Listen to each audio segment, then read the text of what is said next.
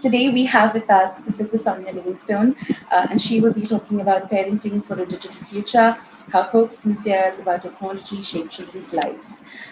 Professor Livingstone is a full professor at the Department of Media and Communications at the London School of Economics and Political Science, LSE. She's been a visiting professor at the universities of Bergen, Copenhagen, Harvard, Illinois, Milan, Oslo, Paris, and Stockholm. And is a fellow of the British Psychological Society and the Royal Society of the Arts, and a fellow and past president of the International Communication Association. She serves on the executive board of the UK's Council for Child Internet Safety and was awarded the title of Officer of the Order of the British Empire in 2014 for services to children and child internet safety. Taking a comparative, critical, and contextualized approach, her research asks why and how the changing conditions of mediation are reshaping everyday practices and possibilities for action, identity, and communication rights. Her empirical work examines the opportunities and risks afforded by digital and online technologies, including for children and young people at home and school, for developments in media and digital literacies, for media regulation and children's rights, and for audiences, publics, and the public sphere. Her recent projects include Global Kids Online, which recently came to India, Preparing for a Digital Future, and EU Kids Online. She's the author or editor of 20 books, including Class, Living and Learning in the Digital Age, 2016 and White Press, co-written with Julian Sefton-Green, Digital Technologies in the Lives of Young People, 2014, Routledge, co-edited with John Coleman, Chris Davies, and Parenting for a Digital Future, How Hopes and Fears about Technology Shape Children's Lives, 2020, OUP, co-written with Alicia Blum-Ross. That she will be discussing with us today. Hello, Sonia ma'am. Welcome. Over to you, please. Thank you very much indeed, Lena, and I really appreciate this invitation, and I'm delighted to talk to you about my new book. So I'm very conscious that I do some global comparative work, as Davina mentioned, but today I'm going to be talking about families in London. So I don't know if that will make connections or be a very contrasting case with the family circumstances that you're familiar with, but I am happy to tell you all about what I found from the London families. And of course, when I completed the work, which was completed a few months ago, COVID had not happened, but in fact, since it has, families are finding themselves even more at home and even more dependent on digital technologies. And so the book has a kind of a different relevance and resonance in these curious times, which I won't particularly draw out in my remarks, but you might want to discuss in questions. The work was, as my logo on the screen suggests, was funded by the MacArthur Foundation, which is an American foundation who fund research trying to use education and technologies to create new possibilities, new empowering possibilities for young people. So my book begins with the idea of imagining the future.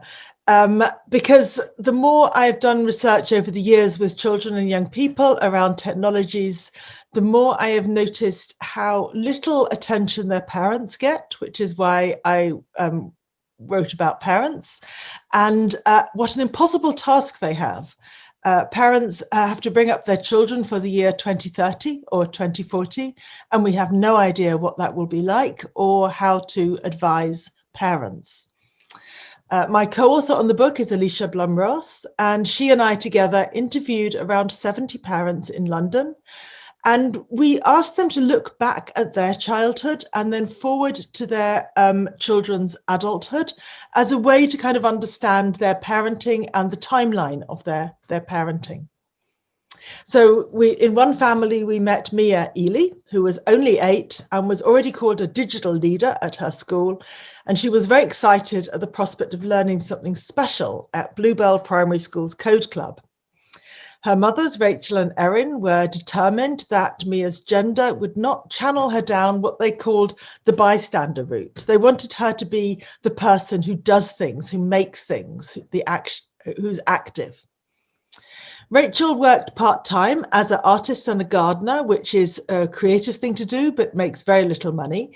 But it allowed her time to volunteer at the school and keep her eye on what she called Mia's portfolio of opportunities. So like many of the parents that Alicia and I interviewed for the book, Rachel saw the digital world as promising her daughter the individual self-realization that she herself was embracing in forging new practices of family, class, and gender. And especially now that Mia has opportunities she didn't have herself because she was channeled down a gender route and not allowed to do what she had wanted. But when we asked her about the future, Rachel had very little to say about those digital opportunities, and she was typical of many parents in this regard. So parents are thinking a lot about digital technologies. They're very focal in their imagination of the future, but they struggle to make sense of what it might mean for their children. So Rachel used her own experience as a point of comparison and hoped that the opportunities would be beneficial. But in that, she's drawing on her past because the past is tangible and the future is unpredictable. Daya Thacker, a low-income single mother of 4, echoed the vague but hopeful opportunities of many when she said about the future, I don't know, I don't really imagine it. I just want them to be happy and successful. Yet Daya was imagining this future for her children in very different circumstances from those that she had had in her own childhood, having grown up in a tight-knit Bengali community. Today in London now, she said, speaking for many parents, society, the fear. When I was growing up, everybody knew each other. And now hardly anyone knows each other. They've got closed lives now. So parents are imagining this future and bringing up their children with a sense of loss of social support compared to what they remember, and doubts about the social connections that they can be part of. This was especially strong for the parents we talked to whose children had special educational needs and disabilities. And for them, the future, asking them about the future, was almost unthinkable. Ali Kader, the father of Sana, a 16-year-old on the autism spectrum, said, I don't think about the future because otherwise I get mad. So I'd better just take it step by step. So imagining the future for parents, which parents must do, it's necessary, but it's also impossible. It's necessary because their everyday mundane activities are constantly weighed, constantly judged for their potential to realize parents' hopes and fears for their child decades into the future. Part of the experience of parent is wanting the child to be and do certain things. And so you need to be able to imagine those and then work out how to realize them in practice. But imagining the future is also impossible for parents, both because the future cannot be predicted, especially for those facing real difficulties, but also because there's all this future predictions around from politicians, from experts, from media gurus, from marketers, science fiction, and they all offer contradictory and contested visions. When we asked Lena Huben what her children would need to be prepared for the future, she gave us this kind of science fiction vision, saying, it's obvious to me we're headed towards a kind of virtual, robotic, cyborg future. That's what she imagines for her child. And as a result, her imagination of the future shaped her present parenting, and it did so in rather resistant ways. So she gave us a kind of impassioned account of teaching her children to cook and to understand where their food comes from, not because she wants them to be able to prepare a meal, which she does, but because she wanted them to handle physical things as much as possible before they enter the virtual world that she imagines for their future. But at the same time, she also sought balance. She didn't only resist, and we explore this idea of balance in the book. So, for example, her daughter Miriam was learning to write poetry, and Lena encouraged her to blog about this, though that led to yet other kinds of difficulties. So finding a balance is linked, which many recommend for parents and which parents really want for themselves, is an act of balance linked to a kind of ambivalence about what now means, given that now is in between the parents' remembered past childhood and the future adulthood they imagine for their child. So they might look back nostalgically or not. They might look forward with anticipation and optimism or not, but they are in this kind of difficult balancing act. And ideas about technology get embedded within that. I am conscious that we might be talking very much about middle-class families, and I think what middle-class families mean in different countries varies enormously. But in fact, many of our families were poor by London standards, and they too were part of this conversation. It seemed to be a broad conversation about what we're trying to prepare children for, what we might expect, and what role technology can play in kind of mobilizing parents' hopes and fears. One of the very crucial influences for parents is the role of education and educators. And indeed, when you listen to the policy discourses, it's very often about what the school can do and how education can transform children's possibilities. So the OECD said a year or two ago, children entering education in 2018 will be young adults in 2030. Schools can and must prepare them for jobs that have not yet been created, for technologies that have not yet been invented, to solve problems that have not yet been anticipated. This kind of future rhetoric is very strong in the policy world as well as among parents. So one mother said to us in relation to learning to code, learning computer programming, it's the new Latin, isn't it? Like, if you couldn't read or write 600 years ago, you were on the outside. In the new world, you've got to learn HTML. You've got to know those tools, not just to be a passive user. And in one chapter in our book, we compare 3 different digital learning sites which attracted parents or children who kind of vote with their feet for exactly this imagined digital future. Some of the learning sites were for families living below the poverty line, often from ethnic minorities in London. One was for those who are living kind of more creatively with education, but not much money. And one was for very elite families. And I'll tell you a little about one of the poorer schools, one of the poorer coding clubs, which was at Bluebell, a primary school where we did research in the after-school code club. And it really illustrates the way in which technology is being used as a kind of hope to keep children, to help children get ahead when their circumstances are behind them. But our fieldwork also revealed some of the difficulties that these educators face. So the Code Club at Bluebell was attended by students from African, Afro-Caribbean, Asian, and some Latin American backgrounds, and 2/3 were boys. The curriculum used Scratch, which is a coding language developed at MIT, so that children could, quote, share and remix ideas while learning essential skills for the 21st century.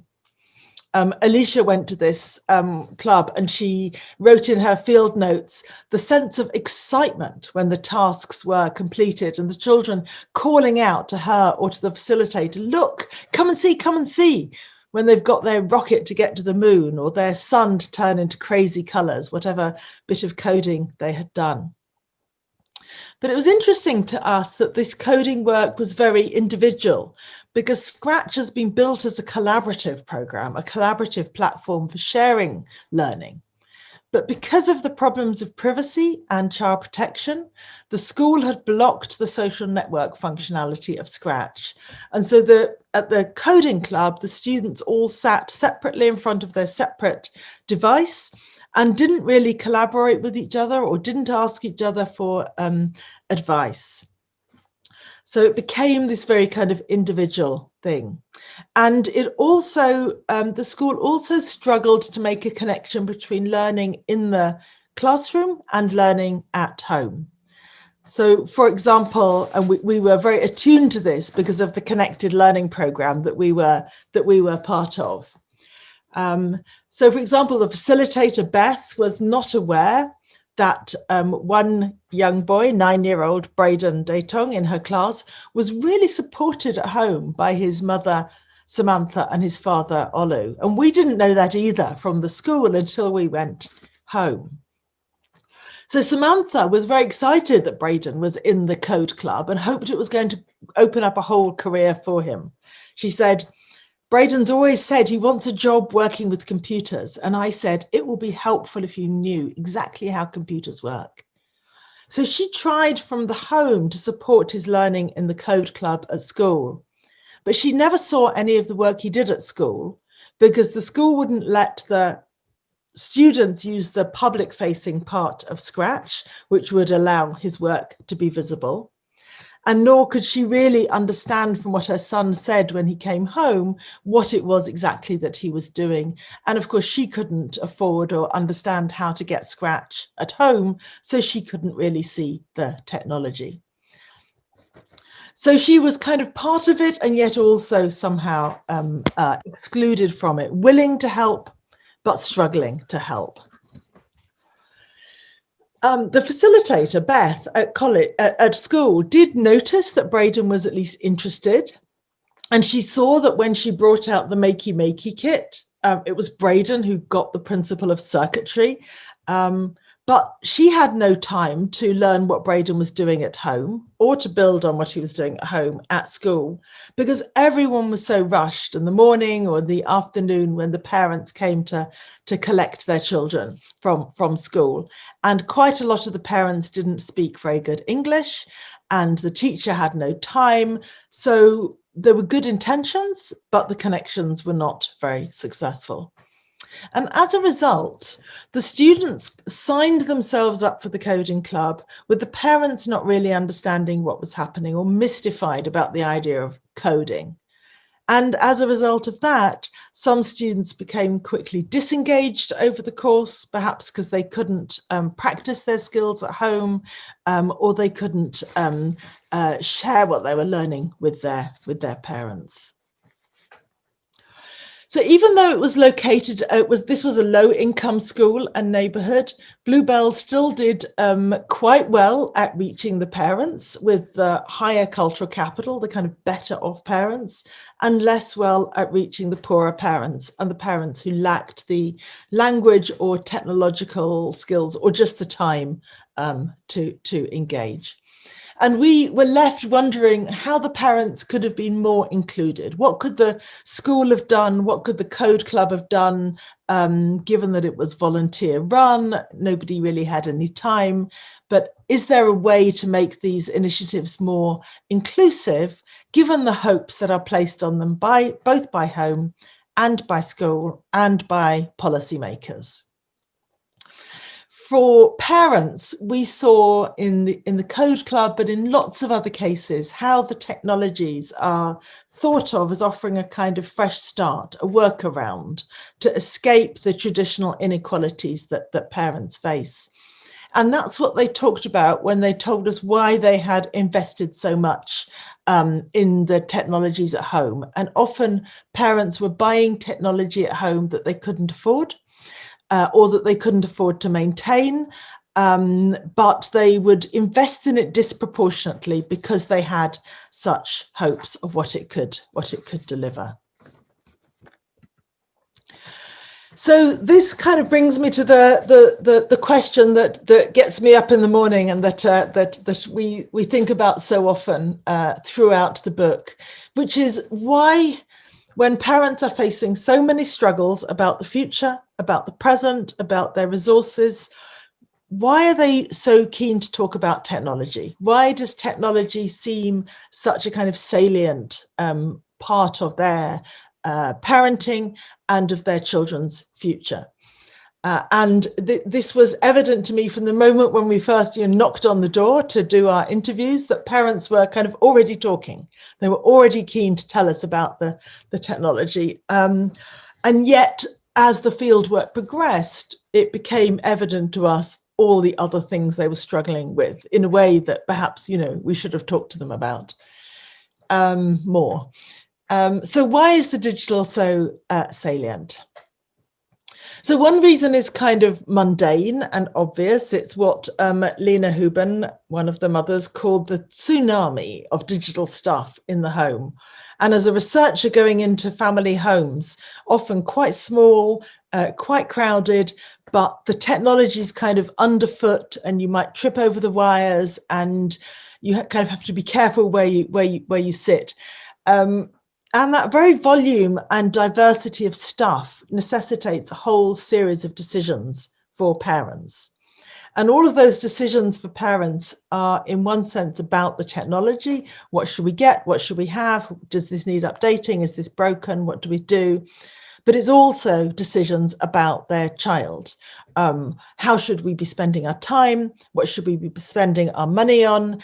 Are they using this in the right way? Is this going to be beneficial? What are the values that we're living through when we give them the technology? So that kind of second meaning of the technology, not just the practical, but the values level, seemed to me very significant. Another reason why parenting in relation to digital technologies seem very salient is that technologies are incredibly uncertain and they're incredibly risky. So because parents know they don't really understand or they're struggling and they have heard so much about the risks, they're always monitoring the media landscape for news about the latest opportunity, the latest problem, or some more advice. And that too kind of heightens their awareness of their digital responsibilities, because what they find in the media is a culture of speculation, which explicitly calls on parents. It explicitly says, make sure that you've given your children the maximum opportunities to learn to become a coder, otherwise you will have failed as a parent. But at the same time, limit your child's engagement with technology, limit their screen time, otherwise you are a lax, irresponsible parent. So the media kind of sets this incredibly contradictory set of instructions to parents, and parents really kind of don't know which way to turn. But what they see is that their children's use of the media has this kind of very moral significance. It's the task of parenting well, of meeting the standards of good parenting, of making sure that they are kind of up to date with the latest good advice.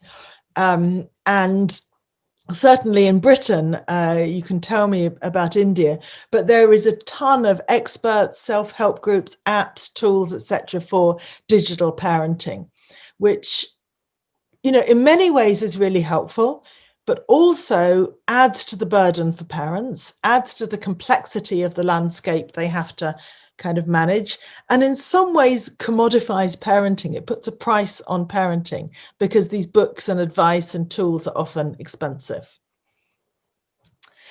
Then one more reason why digital is so salient is that because of the speed of change, technology is one of those areas where parents' instinct to look back to their parenting and their childhood doesn't help them. So parents told us when they don't know how to feed their child, or why their child won't sleep, or what to do about homework, they can ask their parents, or they can ask their aunts, or they can look back, they can get support.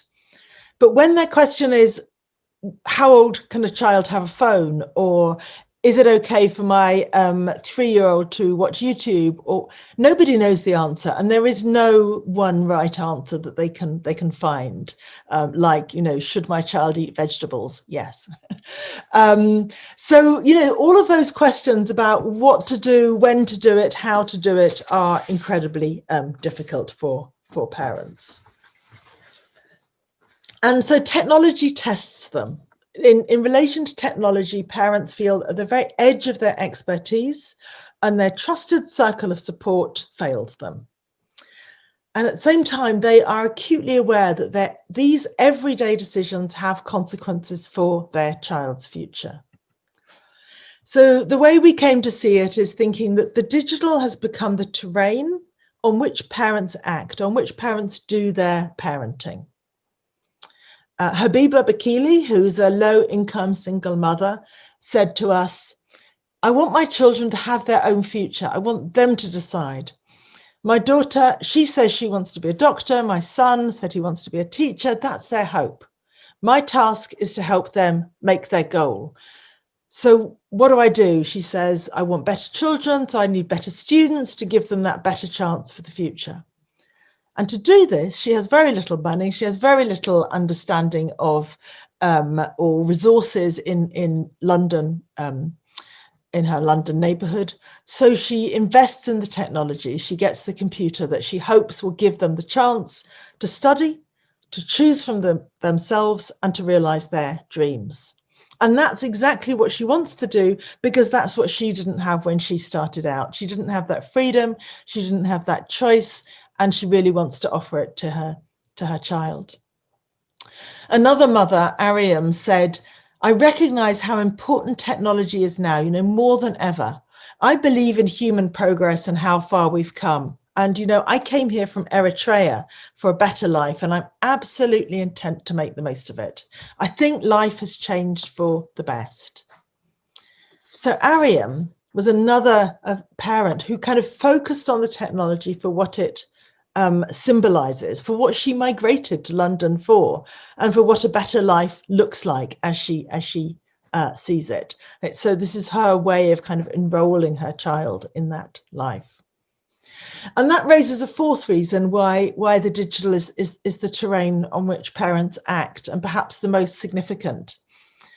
Because if I think about what it means for somebody to move from Eritrea to London and create her family life there, and all the kind of transformation and upheaval and struggle and worry that move will have involved, as she talks about the technology, that's where she finds a kind of sense of control, a kind of sense of what are the steps she can take, what can she do.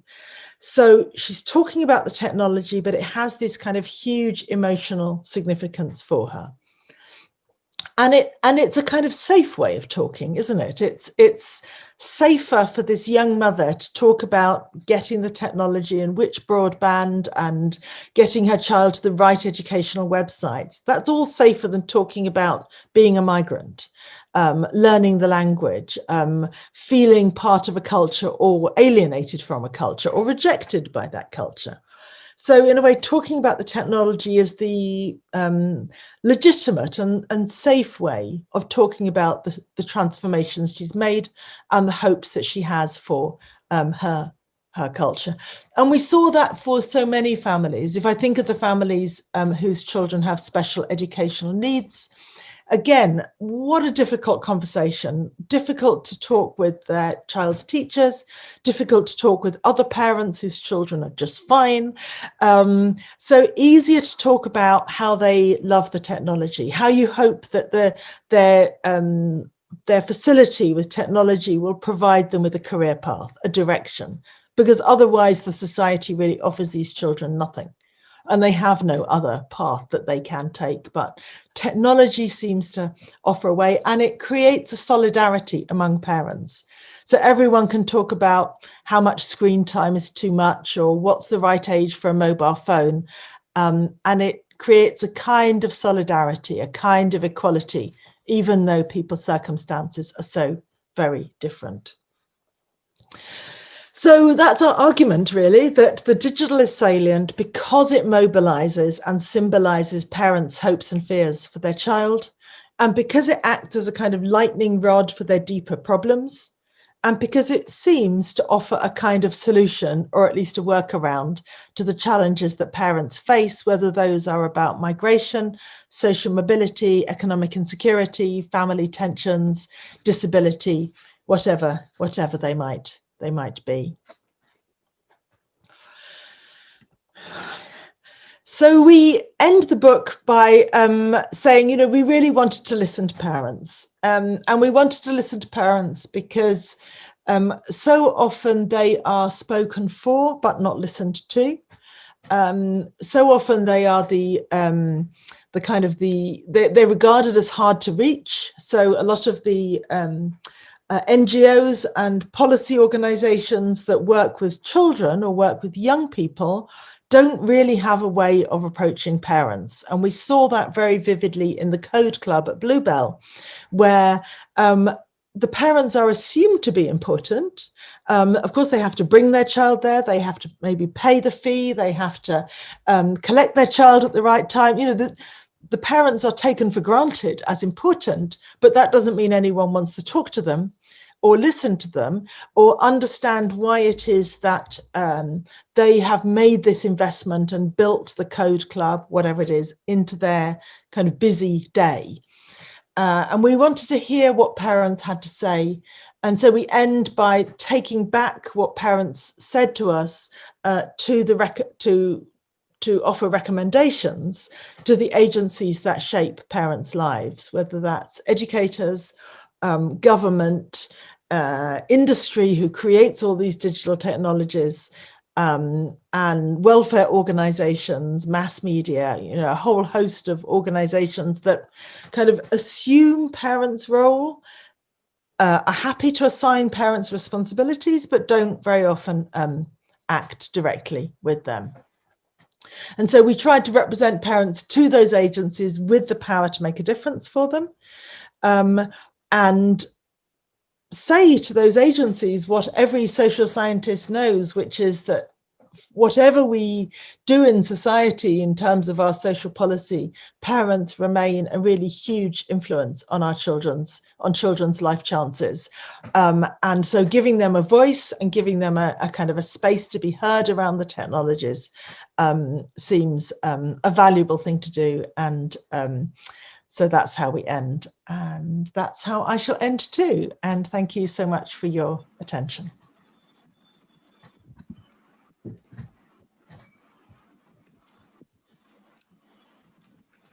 Thank you so much, Sonia Ma'am. Your presentation focused on why digital parenting is so contested within families, policymakers, and the media, and that it concerns so much more than just technology. We'll have live questions from the Zoom meeting participants shortly. I will ask you all the Zoom chat and FB Live comment questions towards the end of the meeting, ma'am.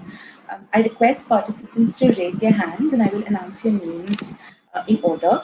You will find the raise hand option next to your username, or please scroll down to the bottom of the screen and the Zoom activity controls will pop up.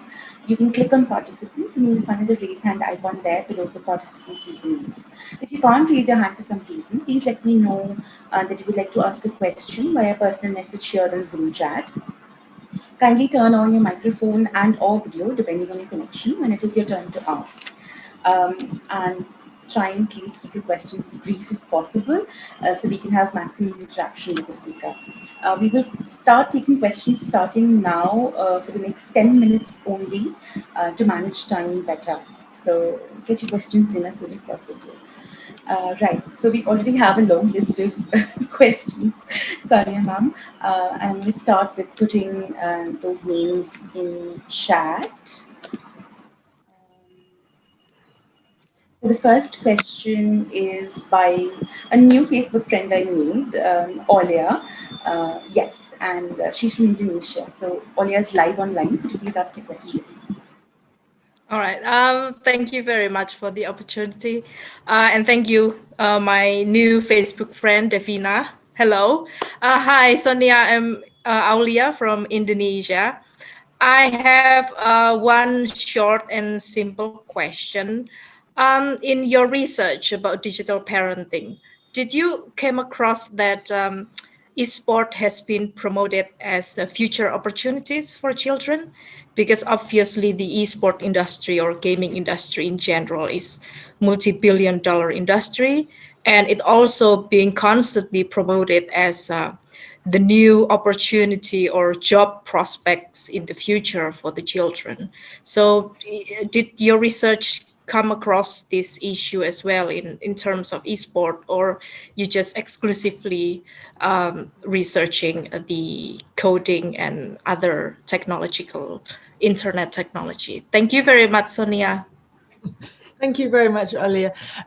No, I gave coding as an example, and it was quite a common example, but we have many others. And esports is a really interesting case. So I would say that in Britain, parents they don't see any marketing to them, and they're not told that this is a future career. But the children, and especially boys, absolutely think of it as a career. And so it's one of those issues, and there are many. Becoming a social media influencer is probably another one, where the new career path is revealed to the parents from the children, and the child becomes an enthusiast. So we interviewed several families where there was one family where there was a girl, but mainly it was boys who were esports fans, and were very delighted when we went to the home to show us. They had the special keyboard and the chair and the screen, and they were very fortunate young men. And they had exactly got this message that here is a new multi-million-dollar industry. Here is a new possible path. And it takes a lot of skills and a lot of time and a lot of competitiveness to succeed in that world. And the dilemma for the parents is it going to work? A few at the one end, if they succeed, can get the $1 million, but most will get nothing. And then it looks like time wasting. It looks like 6 hours a day or 10 hours a day lost to gaming that is pointless. So it kind of captures, I think, parents' real dilemmas about screen time. When is screen teaching something valuable and in a new direction to a new job that wasn't invented when they were young? And when is it time wasting, and it will be better to do your homework and have a walk in the fresh air? And there are no answers to this. I mean, for some children, it will be a pathway. For most, it will not, but maybe they have fun. Yeah. Good, thank you very much. Fun is important too. So next we have Usha Ma'am. Yeah, thank you, Sonia, for that talk and for all the work you do. So my question was, I mean, clearly it's a fraught area and, lots of nuance. But when you talk to parents, now we're realizing that the divide really is among parents who can afford to limit and ignore the digital to a certain extent, and parents who feel that they cannot, that the digital is the only way to a future for their children, the disadvantaged parents or parents from disadvantaged contexts. So I'm wondering if you saw that tension in the parents that you interviewed. I don't think that came up in your discussion, but did you see this tension between, it's a class tension in a sense. So did you see that come up? Yes, but so we have a chapter on class, and this might be where the study is a very kind of British study. So you can tell me. So we were originally provoked actually by Annette Laroe's book on unequal childhoods, where she says that the middle classes engage in what she calls concerted cultivation. They produce the ballet classes, the coding club, the French lessons, everything they can. And the working class, in her analysis, let the children grow up naturally and hope it will turn out okay. So we were a bit provoked by this, and it didn't fit my prior understandings. And so we found two ways in which we would qualify her conclusion. One was a kind of ethos among the middle class, which is to try to pull back from all these anxieties, to try to not be as anxious middle class parents as the media are always telling them, and to enjoy the moment a bit more and relax a bit more. So there were parents trying to do that. I would say of pretty much all the working class or poor parents that we interviewed, they were doing their best. They were absolutely not saying, it'll turn out okay, I don't need to bother. They were making that investment in whatever came their way that made sense to them, that they had the capacity to support. And so, as I said, it was disproportionately technology. Technology was the one way in which what was actually being offered to them by the school, let's say, fit with the rhetoric of the policymakers and the politicians in a way that they could see the pathway. And it's not obvious to most British children why they should learn French or ballet and whether that will be useful, though it might seem desirable to their parents. But learning the technological skills seems to offer a real pathway. But then, you know, we also, class is complicated, I think, in every country. And in London, I became very interested in what a global city it is and what an incredibly multicultural city it is. And so there were lots of different pathways. And one of them is that London has lots of parents who have education but no money or not much money. So they have the aspirations and they can't provide everything. So they really favour knowledge and creativity. And the technology suits them too. So it's another kind of a route. So there were lots of different, and there were, you know, some families who were very embedded in a particular ethnic community, and they could see a path for their child within that community. They could learn they could get engaged in the religious activities or in musical activities, cultural activities. So there were, you know, there were lots of complexities, but nonetheless, the inequalities are very strong. And of course, the middle class and more educated parents could buy their children opportunities that the majority absolutely could not. Sorry, it's a long answer, but we have a whole chapter on it, so I wanted to. Yes. Thank you. So next we have Salome, and she's a friend from Georgia, country.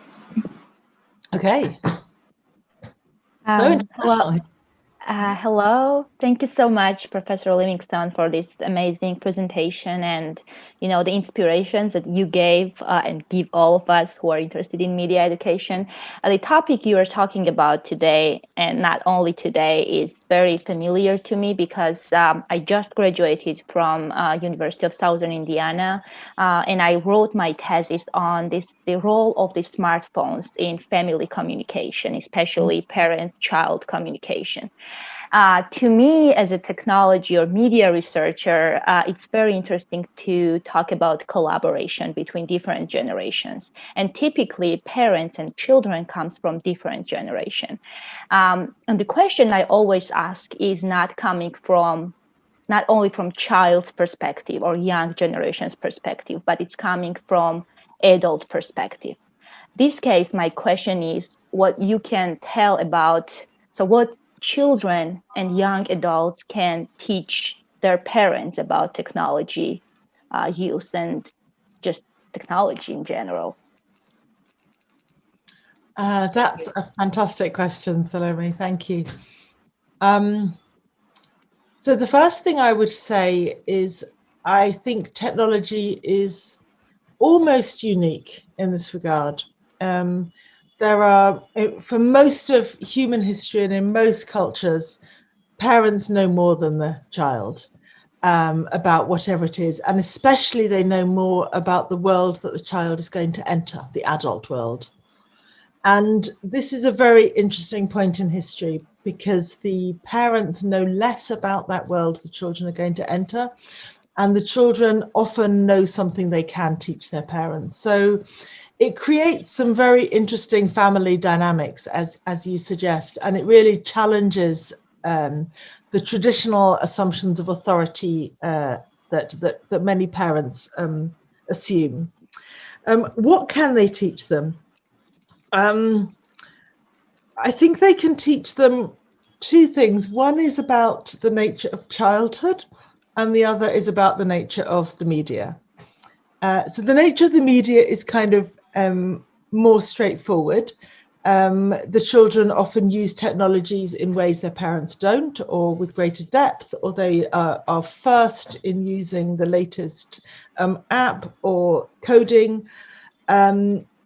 But we also found in our research lots of parents who are also, for their work, having to keep up and having to kind of be ahead. So the parents are not necessarily completely ignorant. And so we found parents and children working out what Laurie Takuchi calls the joint media engagement, the ways of kind of being together around the media and therefore being together as a family. So children know some things about technology, they can teach that, and it allows for new and more kind of egalitarian dynamics. But I also, and especially when I'm talking about children's rights in relation to digital media, I also think that through talking about technology, children can teach their parents what they've forgotten about childhood and what it feels like to be a child. Because it's there that a lot of the tensions arise.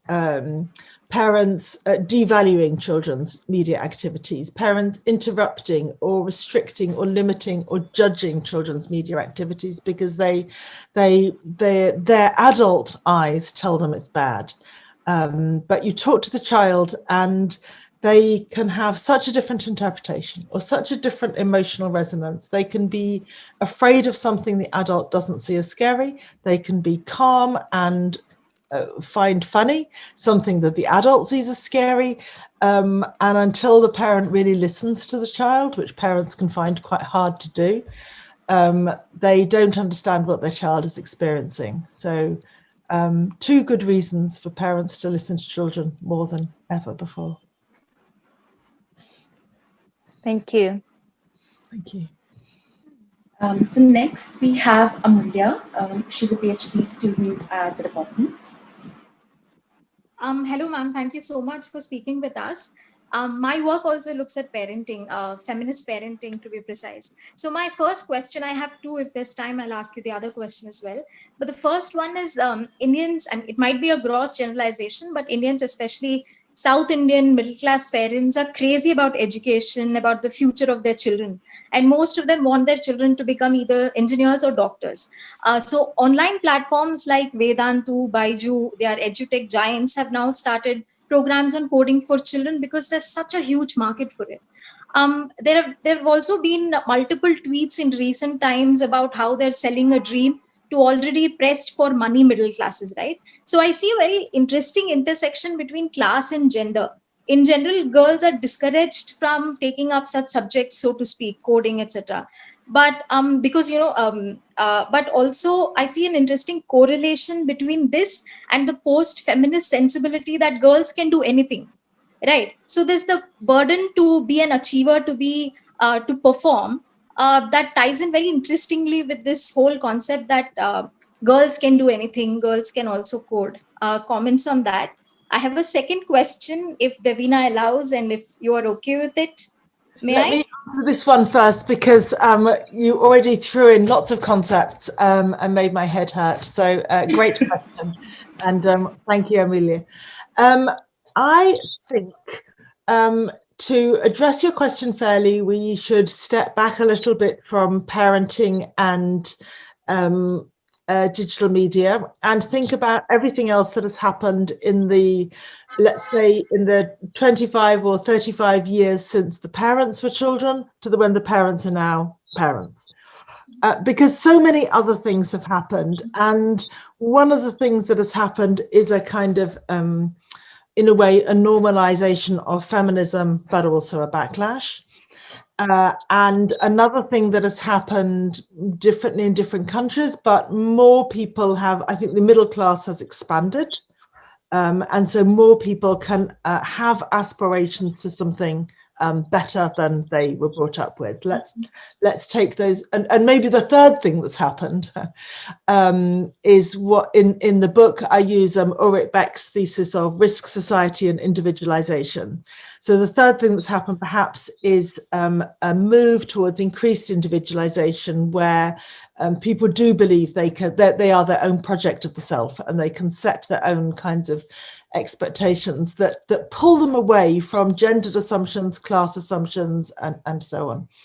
So, you know, there's quite a number of things that have happened, and I want us to remember that, because what I heard from parents in the face of the dystopian science fiction vision of the technological future and the hyperbolic opportunities promised by our governments, which will never come to reality, is in a way a kind of a focus from parents on choice, a kind of desire that, you know, I don't want my child to be tied down, weighed down by expectations of gender, class, where I come from, anything. I want them to make their own decisions. It's a kind of focus on agency.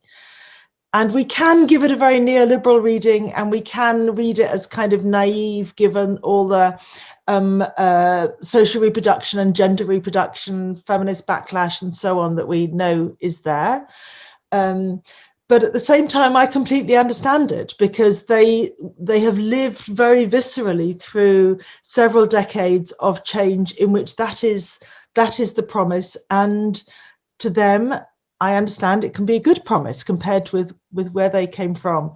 So I don't, you know, I really hesitate to kind of judge parents for buying into the neoliberal naive vision. And at the same time, we know that sociological trends, well, they're different in different countries. Britain is very interesting because for every generation through the past century, children have had genuinely higher achievement than their parents. And we are now living through the moment when it stops and we begin to go backwards. And children cannot get as educated or as wealthy or have as many opportunities. So it makes it very hard for the parent to hope for their child. They hope actually that they will not fall back too much. You know, so these are the wider pressures, I think, within which parents frame their expectations. It's not a direct answer, but it's a framing of your question, I think. Yeah. I'm afraid I have too many questions, and I already will have to ask Sonia ma'am to give us a little more time than we asked her to give us, if that's okay. So next we have Ruchi ma'am. So she's a professor at SIMC. Ruchi ma'am, if you can hear me, please unmute yourself and turn on your video if possible. Thank you, Devina. Thank you so much, Professor Livingstone, for such an inspiring session. My question is not exactly about parenting, because I really want to ask a question as a researcher when I want to look at the narrative of, say, online schooling in India. Because the moment we talk about right now online schooling in India, issues of inequity and privilege become central to the discussion. However, the voice of the child who has access to technology is extremely important to be heard as well. So how would you suggest that one resolves this conflict? Because issues of class can overpower the voice of the child with access. And I don't know, this is just a question about somebody who's researching in the Indian context about the subject, because every time it is the child from the middle or the upper middle class whose voice is extremely important in the current scenario. Will the question therefore become so frivolous to acknowledge, because the issue of class is more powerful than that? So that's the kind of conflict that I wanted to, just kind of seek your point of view on. Thank you. So thank you for your question. It's a good one. I think as a researcher, this is the moment when I advocate modesty. I think we're all just one researcher, and we each do what we can do. And what is so heartening and inspiring is that we are also part of a community of researchers who does many things. So I was thinking about this when one of my colleagues told me a few years ago that he had decided to study the super rich in London. And I thought, like you, how can you study the super rich when there are all these people who are struggling with difficulty? But his argument was, well, they are part of the society, they are part of the norms, they are setting some of the expectations, and other people are already studying these other things. So sometimes I kind of look across, are we spreading ourselves out right? Are we kind of covering all the bases? I don't only want to listen to your privileged middle-class children who are worrying about whether they should, code in this language or that language. I want many of us to be attending to the poor kids who cannot get connectivity, who can barely access a device. And anyway, it would do them no good because circumstances are against them. But, we are many and we can divide the labour. And then the crucial thing is that we keep talking to each other as we are today. Thank you. It's great. So, Sonia ma'am, if you don't mind, we do have a few questions in chat that I would like to ask you, and I do know we have 2 minutes left, so maybe a little extension in time. Can we go 5 minutes? I have a meeting, but we can use 5 minutes. I'm going to try and club questions together. Yes. So what I'm doing here is I'm posting the messages on chat for everyone to see, but I will also read them out as I club them together, so that people who are listening online can see what's happening.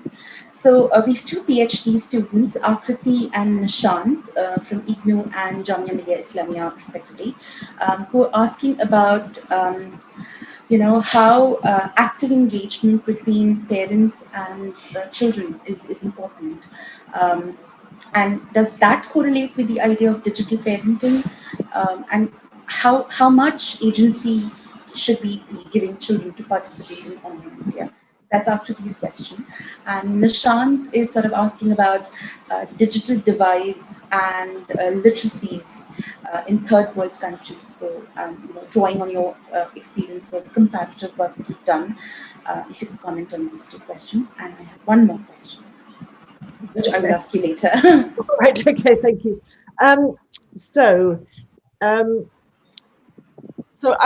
we framed the book drawing on a number of ideas, one of which is an idea that Anthony Giddens has offered, which works, let's say, for Western late modernity.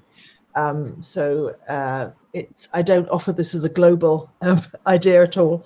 But he talks about the shift in the family structure from a kind of authoritarian hierarchy to a more democratic family structure in which parents don't impose, but they ask and they request.